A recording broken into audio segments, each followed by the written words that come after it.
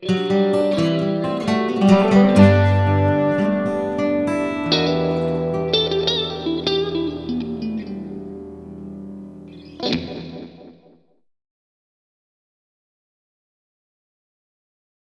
I'm Dave Isaacs, and this week in Core Concepts, I want to talk about connecting the dots.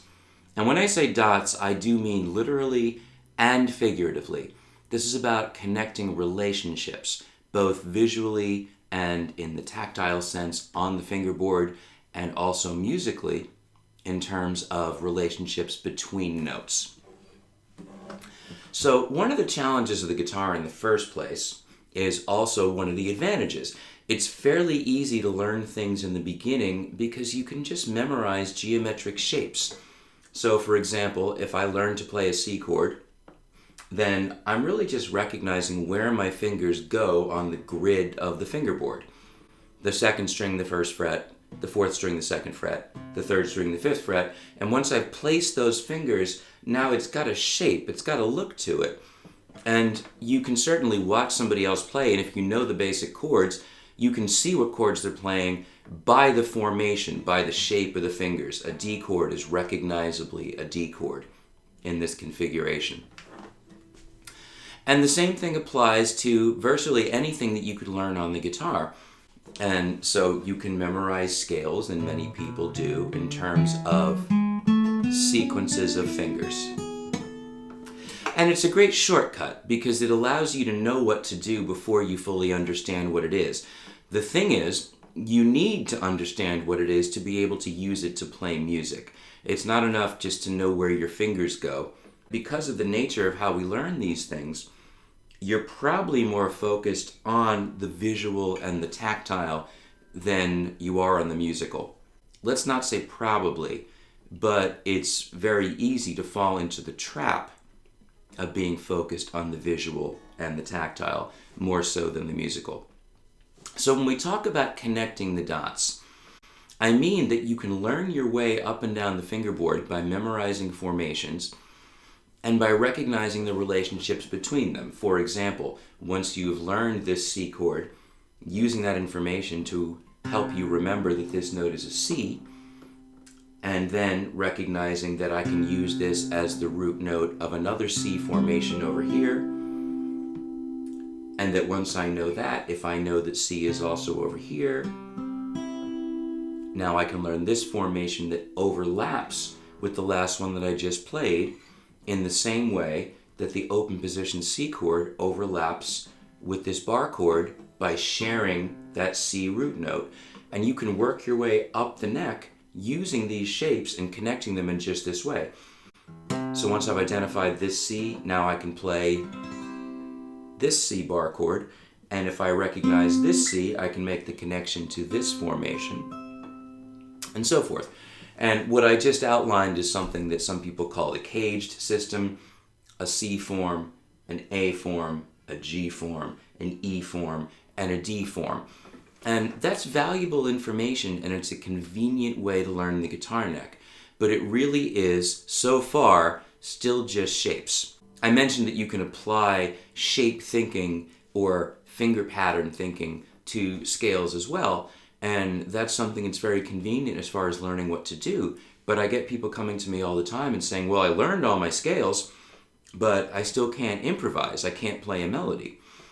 And that's partly because their practicing was probably just running the sequences up and down. What you really want to do with anything you're learning on the guitar, whether it's chords or notes, or even whole sequences of chords to form a song, whatever it is, you do want to at least recognize the sounds you're playing. So, for example, it's one thing for me to know how to play a C chord.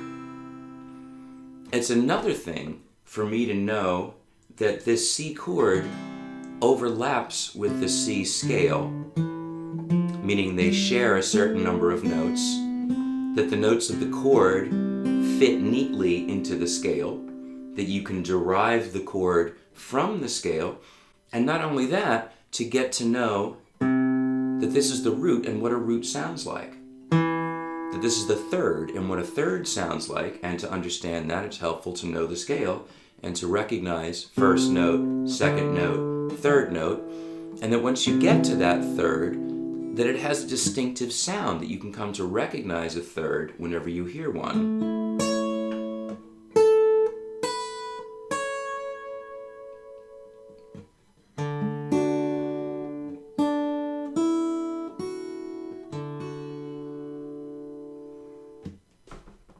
The whole idea is that anything you play can be categorized musically.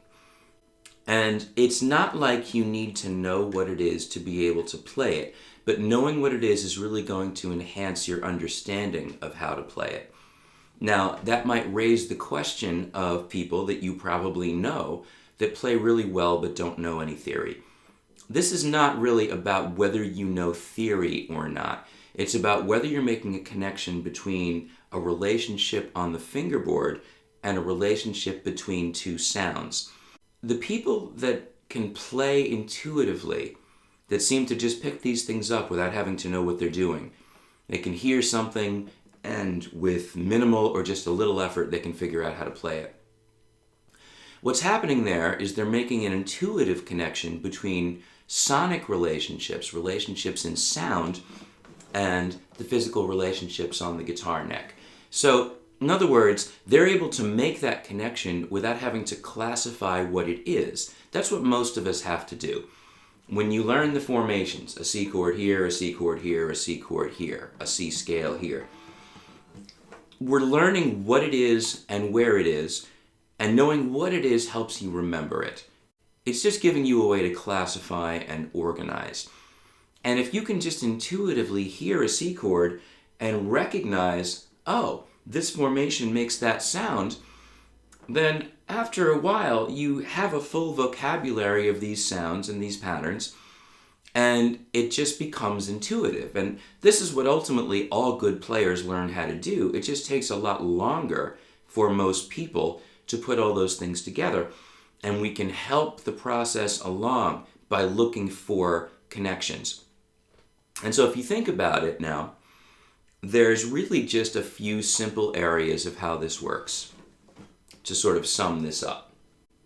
We're making connections between locations on the neck, visually, knowing that if I play this note and then I play the note that's one string over and one fret over, that's going to give me a major third. So it's knowing where that sound is. It's knowing that it's called a major third and understanding why, 1, 2, 3. And it's knowing what a major third sounds like.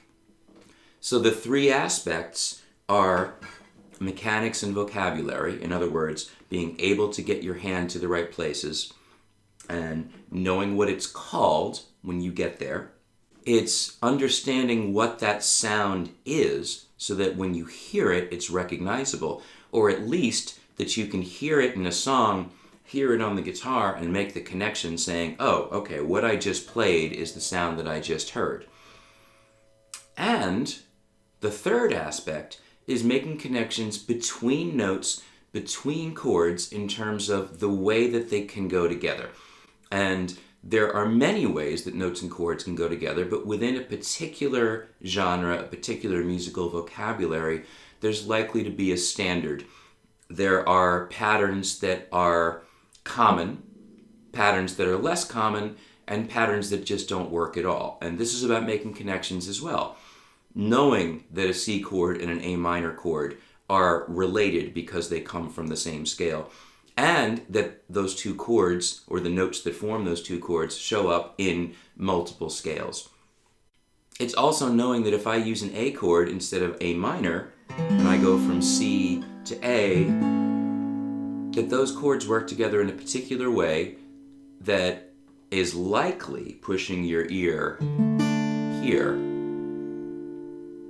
because of this movement.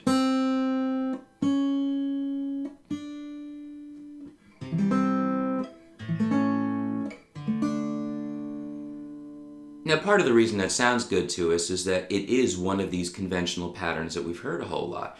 But it's also following that connection of this chromatic move and recognizing that we're being led through a chord sequence, tied together by these notes that are a half step or one fret apart. So making connections has multiple meanings, but it's all having to do with relationships. Again, the physical relationship that you can recognize both visually from looking at a shape and in the tactile sense from what it feels like.